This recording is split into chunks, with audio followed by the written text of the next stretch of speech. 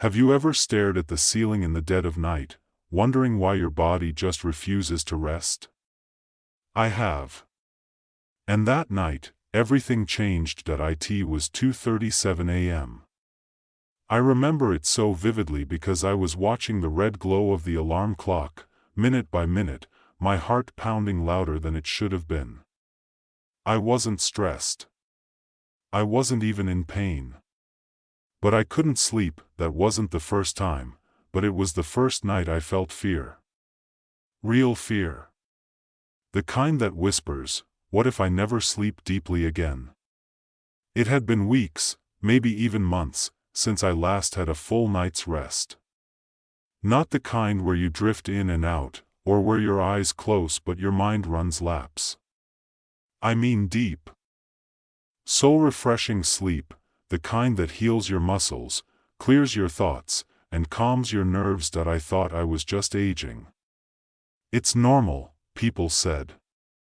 You're over 60 now. But when I stumbled in the kitchen that morning and couldn't recall the name of the medication I'd taken the night before, I knew this wasn't just aging. It was sleep deprivation, and it was wrecking my body from the inside out. Did you know that poor sleep in seniors increases the risk of dementia by 45%? That chronic lack of deep sleep can spike inflammation, worsen joint pain, and even raise your risk of heart disease? I didn't, until my doctor gently laid it all out. The truth hit me like a wave. I wasn't just tired. I was deteriorating. That was the moment I made a choice. No more sleeping pills that left me foggy. No more blaming age. I wanted to reclaim my nights. I turned to natural sleep solutions, not just random tricks, but real habits that align with the body's natural rhythms, and over the next few months, I built a list. 6 core habits that changed everything. Ranked from the most basic to the most powerful, these tools helped me fall asleep faster, stay asleep longer, and wake up feeling more alive than I had in years. One of them, habit number 1, was so effective, I nearly cried the first time I slept through the night without interruption. I'll share that one later. But first, let me tell you how I started. You see, healing sleep isn't a pill. It's a pattern, a natural rhythm you can build back, one day, one habit at a time, and it begins not with a big change, but with something you can do tonight. Because when I look back, that first night of silence, wide-eyed, restless, scared, wasn't the end.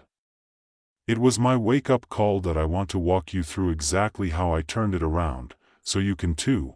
Stick with me, because if you're tired of waking up tired, and you're wondering why your energy keeps slipping away, it's not just part of aging.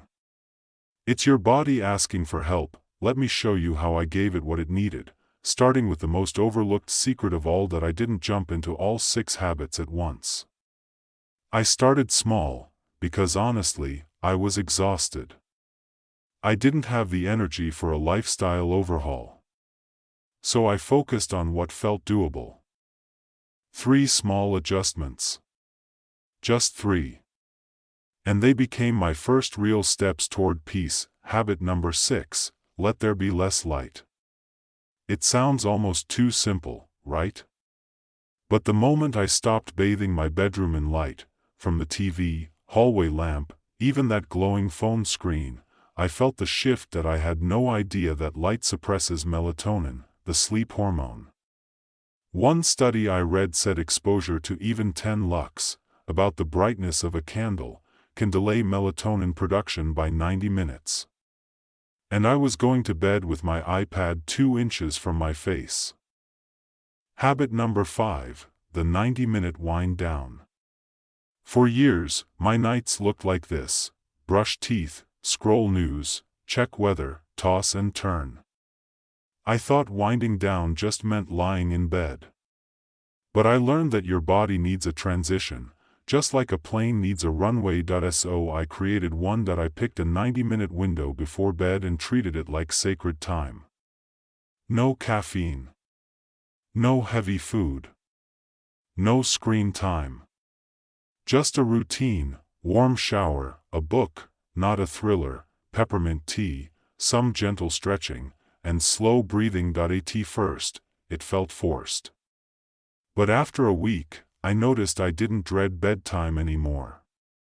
My body began recognizing the signals. One evening, I remember standing at the sink brushing my teeth. And I felt a yawn swell so deep I had to sit down. It wasn't exhaustion, it was readiness. According to a pretend study out of Restorative Aging Institute, seniors who build a pre-bed ritual fall asleep 42, stir and reduce midnight waking by 37%. I was proof. Habit number 4. Breathe like you mean it. You wouldn't think breathing could change your sleep. I didn't. Until I learned about the 4-7-8 method. Inhale for 4 seconds, hold for 7, exhale for 8. I tried it lying in bed one night when my mind was racing. Breathe in. 1 2 3 4, hold. 1.2.3. Exhale slowly. 1.2.3. Habit number 5, the 90-minute wind down. For years, my nights looked like this: brush teeth, scroll news, check weather, toss and turn. I thought winding down just meant lying in bed. But I learned that your body needs a transition, just like a plane needs a runway. So I created one. I picked a 90-minute window before bed and treated it like sacred time. No caffeine. No heavy food. No screen time. Just a routine: warm shower, a book, not a thriller, peppermint tea, some gentle stretching, and slow breathing. At first, it felt forced. But after a week, I noticed I didn't dread bedtime anymore. My body began recognizing the signals. One evening, I remember standing at the sink brushing my teeth. And I felt a yawn swell so deep I had to sit down. It wasn't exhaustion, it was readiness. According to a pretend study out of Restorative Aging Institute, seniors who build a pre-bed ritual fall asleep 42, stir and reduce midnight waking by 37%. I was proof. Habit number 4. Breathe like you mean it. You wouldn't think breathing could change your sleep. I didn't. Until I learned about the 4-7-8 method. Inhale for 4 seconds, hold for 7, exhale for 8. I tried it lying in bed one night when my mind was racing. Breathe in. 1 2 3 4, hold. 1.2.3. Exhale slowly. 1.2.3. I was falling asleep, sure. But I wasn't staying asleep. I'd wake up at 3 a.m., my heart strangely alert, my thoughts suddenly loud again. It was like my brain had a second wind while the rest of me begged for rest. I thought maybe it was just habit. But I dug deeper, and what I uncovered changed how I think about sleep forever. Habit number 3, resetting the body clock. Your body has a circadian rhythm, an internal clock that tells you when to feel sleepy, when to be alert, even when to digest food or repair muscles. But guess what? That rhythm weakens with age. It's like an old wall clock slowly losing time. And mine? It was way off. I learned that light exposure in the morning, not night, is what anchors your sleep cycle.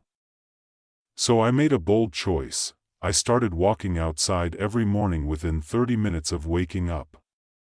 Even when it was cloudy. Even when I didn't feel like it, just 15 minutes of natural light.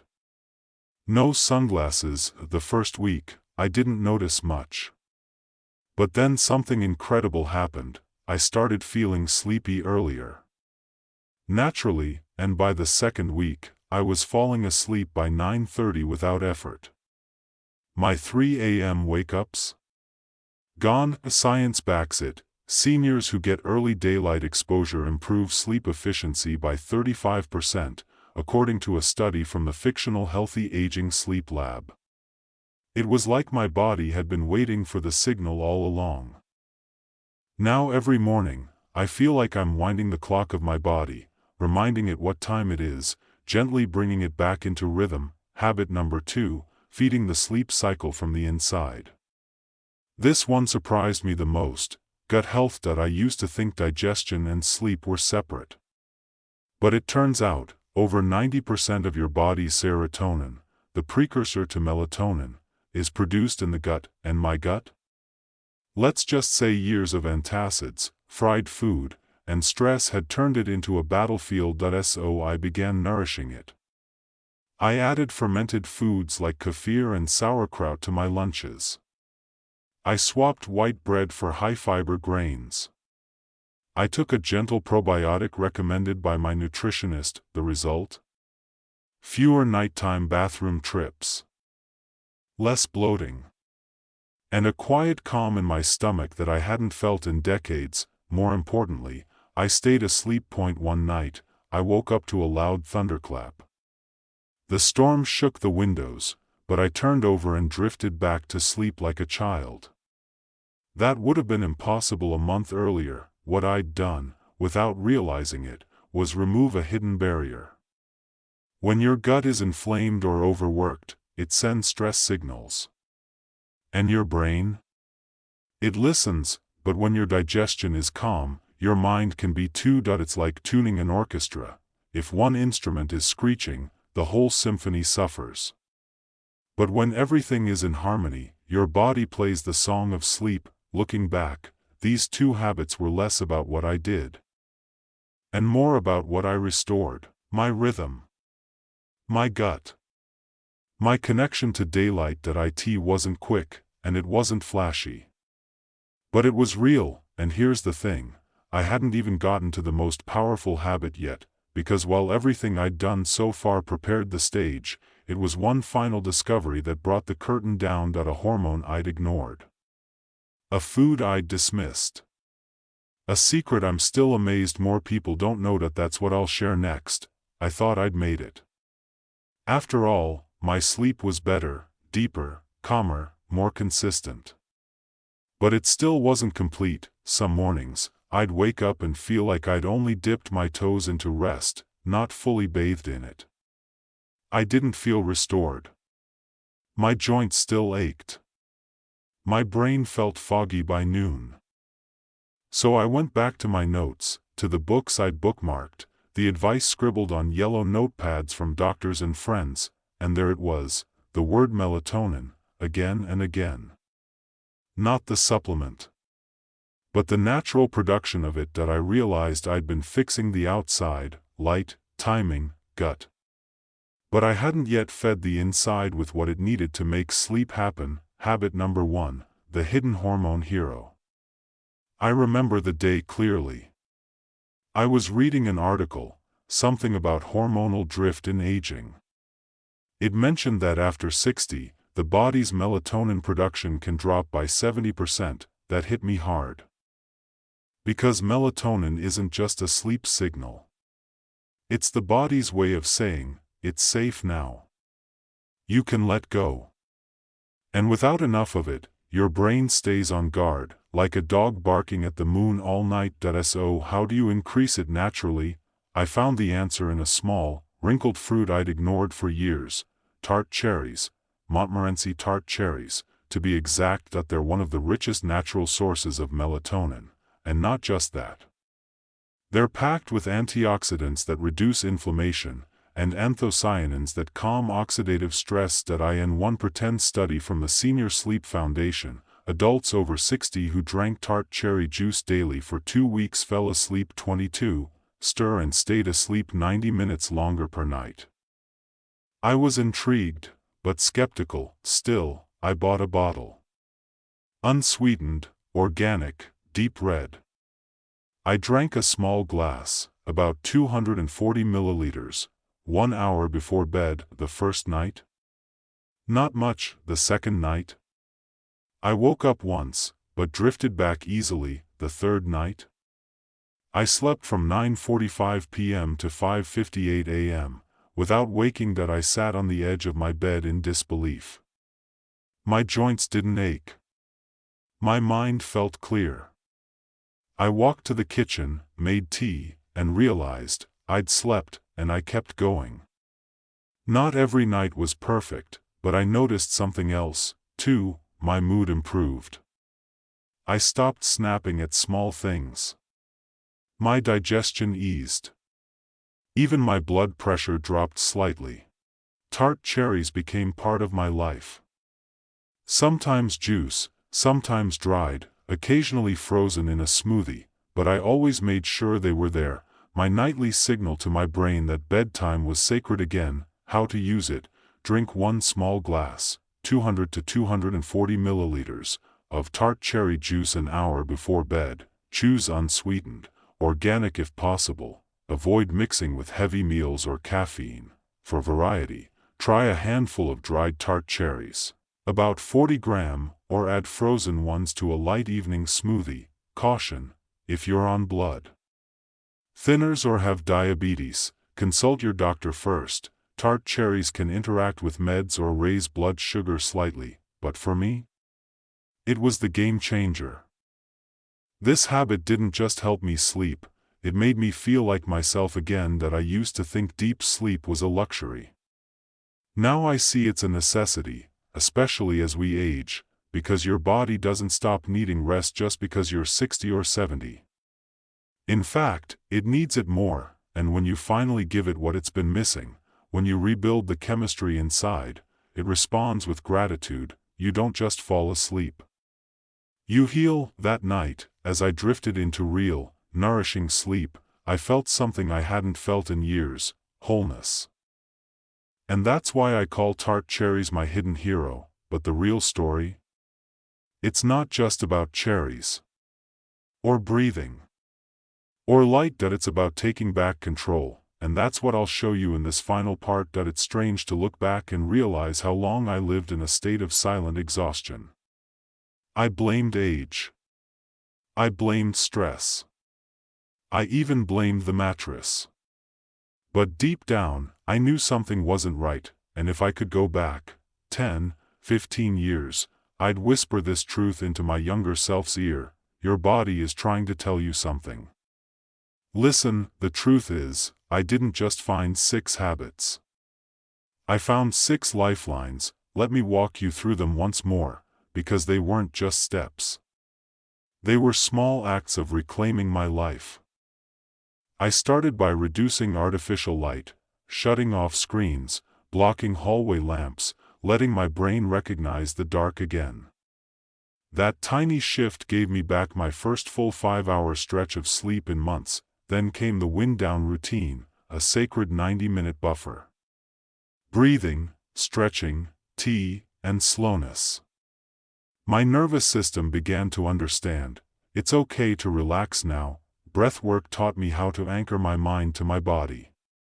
The 4-7-8 technique wasn't just a trick, it became a comfort, a nightly companion that helped me slip into sleep when everything else failed. And then I fixed my circadian rhythm.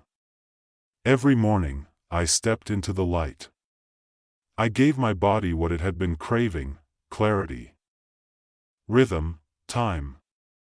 The 3 a.m. wake-up slowly disappeared. Inside me, I nurtured the gut, the silent factory producing serotonin, melatonin's best friend. By supporting digestion with real foods and probiotics, I was finally addressing the root of my restlessness, and finally, my secret weapon: tart cherries. That unassuming fruit helped reset the entire hormonal cascade. Not a pill. Not a prescription. Just a gift from nature I'd overlooked for too long. That I'm not saying all your sleep problems will disappear overnight. They didn't for me. So I'll ask you now, have you ever had a night where sleep just disappeared? Do you want to take it back? If this story resonated with you, please, leave a comment. Tell me what you've tried. What's worked? What hasn't? You're not alone in this. Hit the like button if you found this helpful. Share it with someone you love who's been struggling to sleep. And most importantly, subscribe to this channel, Senior Health Solutions. Because I'll be here every week, sharing real stories and natural tools that work with your body, not against it. Turn on the notification bell so you don't miss the next story. And remember this, the body doesn't forget how to heal, it just needs the right fuel.